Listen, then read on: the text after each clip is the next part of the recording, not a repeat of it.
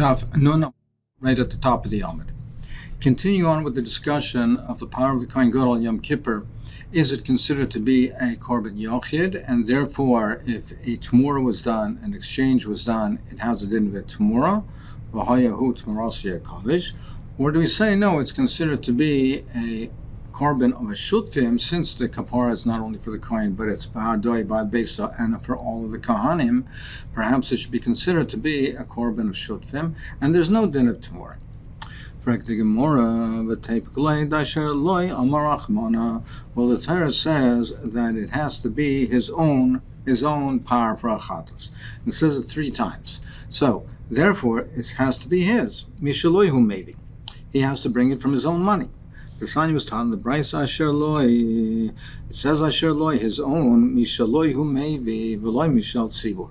He has to bring it from his own money and not from the money of the Tzibur. You might think he doesn't bring it from the tzibur, shein tzibur miskapim, because the tzibur does not have the kapara with the par; they have the kapara with the soyer. But you might think it can come from the money of the other kohanim, because they do have a kapara with it. Boy, they have a kapara through it. Talmud loimer asher loy. It says a second time asher loy, so it has to be dafka from his money. You might think that's only a mitzvah, but b'di'evet, if he brought it from their money, it'll be kosher. It says a third time asher loy, so it repeats it again. Shana kosev alav la'akiv. So we apply the principle that by kachim, if it's repeated, if the pasuk is repeated, it's to teach you that it's ma'akiv, and if you don't do it, it's not kosher. So therefore, we see clearly that it has to be his. So how can we say that it's considered to be a korban of shutfim, and therefore there's no tamura? Practically moral tameich, even according to you. But we know the Torah says that the other kohanim have a kapara through it. Now, if they don't have any share in it, if they don't have any rights to it, ownership in it, how can they get a kapara? It has to be, they have to have some connection to it. Ella shiny begazes Aaron. So therefore, you have to say that the ownership of Aaron is different than regular ownership. That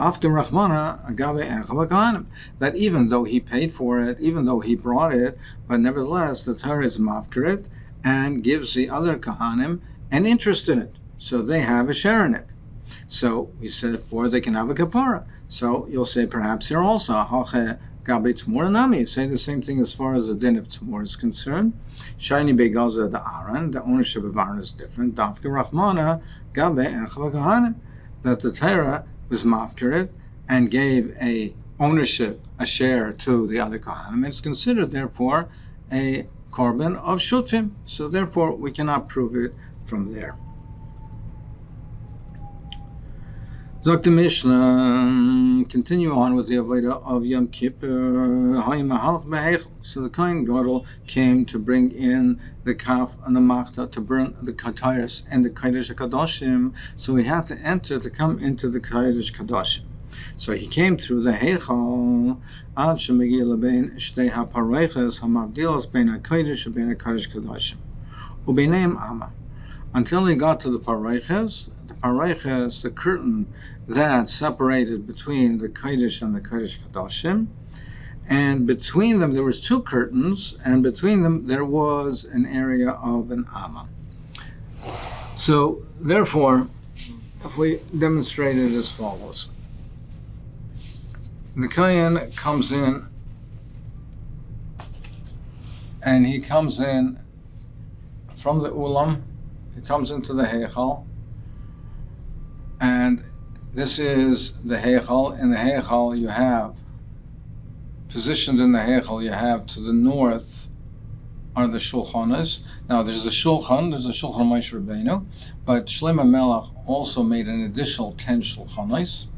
So you had the rows of 5 and 5 of the shulchanas, and you had the shulchan of Moshe Rabbeinu. They were in the north. The menorah is in the south. The mizbeach is in the middle, but it is towards the east. not mamish in the middle. It doesn't separate between the shulchan and the menorah.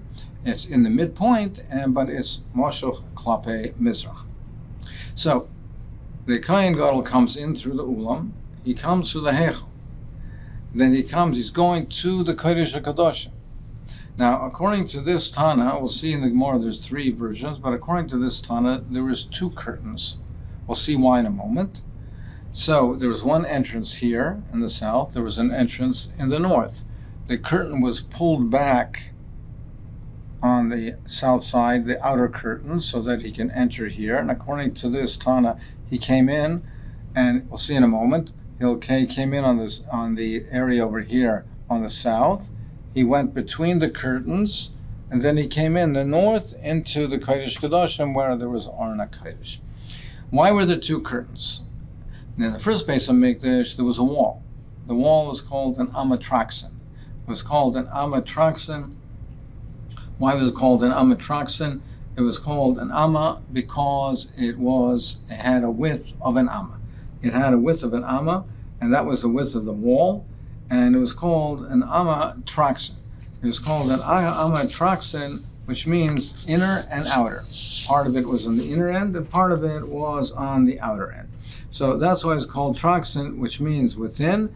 Trak is within, and sin is out. So part of it was in, part of it is out. Meaning, the reason that they had 2 curtains, according to this Tana, is because the first Beis HaMikdash, they had the wall. They had the wall, which is an amma thick.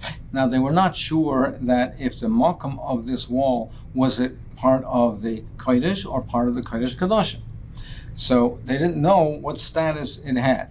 Therefore, they had to make 2 curtains, and they had to make 2 curtains to separate it. Why didn't they put the wall? Because, so it says that the kavod of the second Beis HaMikdash was be greater than the first one, which is interpreted to mean in this regard that the height of the second Beis HaMikdash was higher than the first one. The walls of the first Beis HaMikdash, it was 30 ammas high, the second was 40. They built the second Beis HaMikdash, the builders couldn't build a wall that was that high, that was only an amma wide. They couldn't make it wider because the dimensions of the length of the heichal were from Hashem. Akol miyad Hashem alai hizkil, the pasuk in Yechezkel says. So therefore, they couldn't make it out of a wall.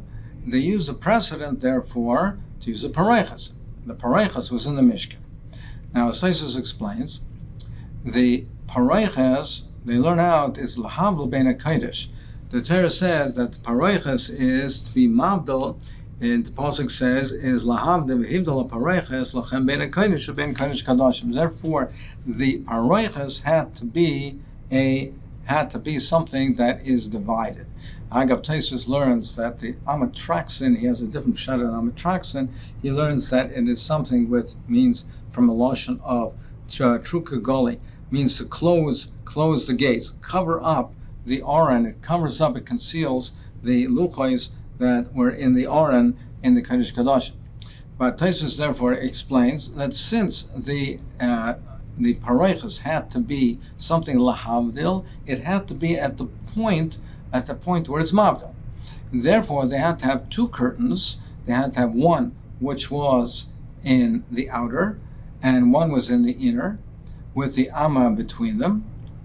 And it had to be, therefore, that the curtain was mafsik, it's separated between one area and the other. One of the curtains would be that one was mafsik between the kodesh and the chol. They were uncertain where the area of the width of the amatraxin was, where the wall rested on. Was that the kodesh? So was that the kodesh kadoshim? Meaning, was the outer wall, was that the end of the kodesh, and then the wall itself was the beginning of the kodesh kadoshim, or the opposite, was at the inner edge of the wall? So they had to make 2 curtains. Now we'll see other shitas momentarily, but this is what was over here, that there was 2 curtains, and that's what the Tana says, that he comes until Magia. So he comes in, he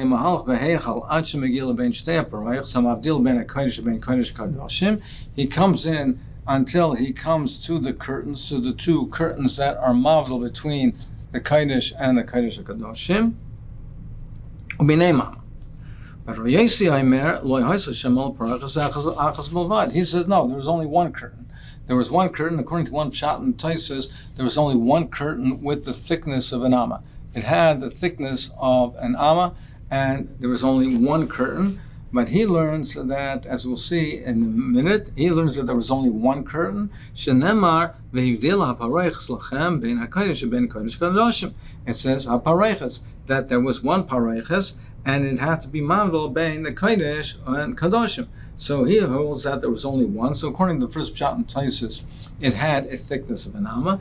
Second pshat and Taisus says that no, it didn't have a thickness of an amma, but it was pashut to them that the Amud Traxim was lifnim, was like the area under the Amud Traxim was like the interior, and therefore the Kodesh Kadoshim started that from the beginning of the Amud Traxim, and therefore they had one curtain, which was one curtain, and that was the outer edge of the Amud Traxim was the end, was the beginning, or was the end of the Heichel, the beginning of Kodesh Kadoshim. There was only one curtain at that level.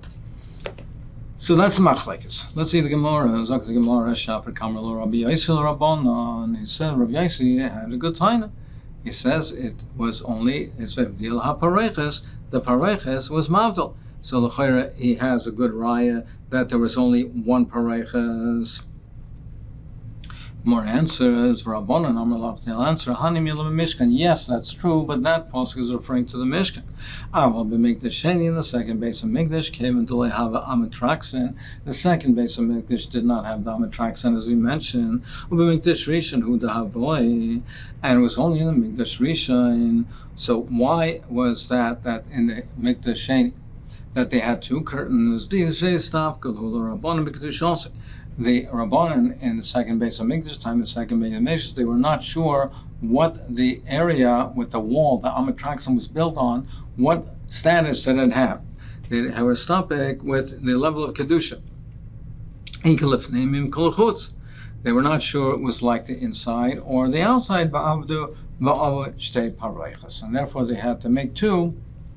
They made an outer one in case it was the outer edge was the end of the Heichal and the beginning of the Kodesh Kadoshim, meaning this area right here is already Kodesh Kadoshim, or perhaps that the Kodesh Kadoshim starts only here, so they made the pareches they made it over here. So how did the Kohen come in? How did he walk in? He walked between the Mizbeach and the Menorah. Between the Mizbeach and the Menorah. The Menorah is to the south. The Mizbeach is toward the middle. So he came in this area here between the Mizbeach and the Menorah. So it's on the southern half, between, not on the mamish the end, the southern edge, but the southern half between the Mizbeach and the Menorah. That's how he walked in. Div Rabbi Yehuda. That's what Rabbi Yehuda says. Rav Meir, he says, Ben Shulchan LaMizbeach. He says, no, he came in on the northern side, between the Shulchan, which is in the north, and the Mizbeach, and he came in on the northern side. Not mamish on the northern edge, but on the northern half. And some say, Ben Shulchan LaKaisel, and some say that he came in between the Shulchan, the wall was here, between the Shulchan, there's 2.5 amas, and he came in on this edge. He came in on the northern edge. Man Yeshayimrim, who's the Yeshayimrim? Amar Rav Chisda, Rav Yosi.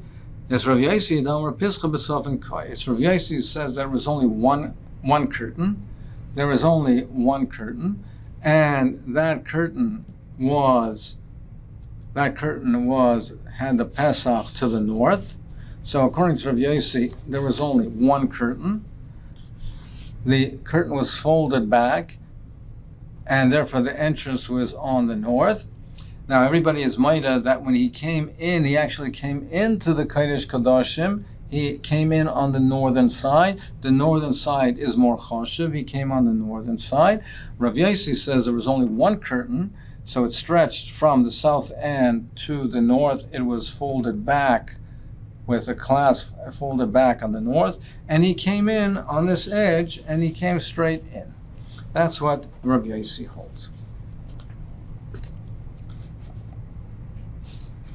Now the Gemara will explain.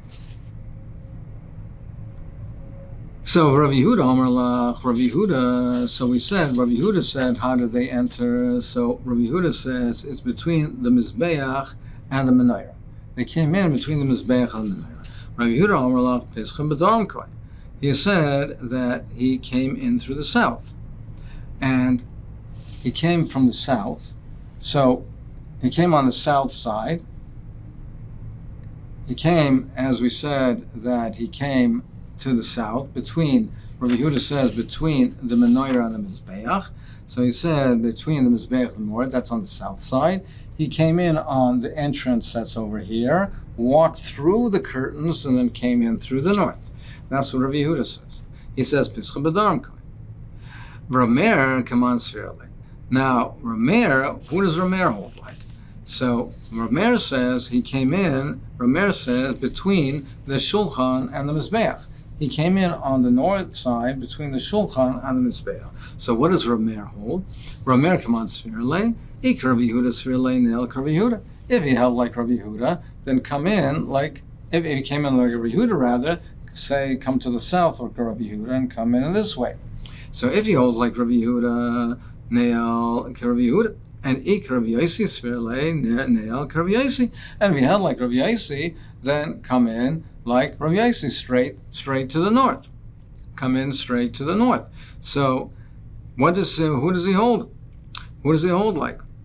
The Mara answers, Loilam Rabbi Yosi Svirle. He holds like Rabbi Yosi, and therefore there was only one curtain, and therefore he should have walked in on the area between the wall and the Shulchan, between the Shulchan and the Kais, and gone straight in. He should have gone in that way, because he holds like Rav Yosi. There was only one curtain. He holds like Rav Yosi. There was one curtain, and really he should have gone in this way. So why does he go this way? If he held that the one curtain and the Pesach was in the north, go straight in. Why go this way? So the Gemara answers, because and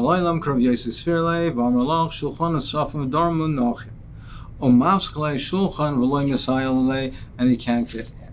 Because there is a machlokes, the shulchanos are, they position them, so we mentioned, there's, besides the shulchan of Moshe Rabbeinu, there was 10 shulchanos of Shlomo Melech. Were they positioned this way? Now if they were positioned this way, east-west, then, in Echanami, like Rav Yosi, you could go straight. You have 2.5 amas between the wall, and just go straight along the straight edge and go straight in. But there's another Mandamer who holds that they were positioned not east-west, but they were positioned north-south. And if that's the case, they came right up to the wall. And they came this way and came along from north-south rather, towards the midpoint. So you can't go here, there's no space to go here. Therefore, that's why he holds you have to go between the Shulchan and the Mizbeach, and you have to come around this way because there's no space. Because he held that the Shulchan was positioned north-south, and you didn't have that option. So therefore he held Shulchan and therefore it obstructed the path and he couldn't go in. I'll tell you no, that he did not hold it was that way. He really held the same that he'd held. It was positioned east-west. And you did have a corridor over here. And you could have gone over there. However, Mishum Shechina Lav Urachara. Because it wasn't covered for the Shechina, it's Lav Urach Lamel Lahedje. It's not covered to go straight in, facing and walking and facing towards the Shechina. You should conceal yourself. Therefore, don't walk straight in looking towards the Kodesh Kadoshim. Come in this way where it's obstructed, come in between the Shulchan and the Mizbeach, come around and come in.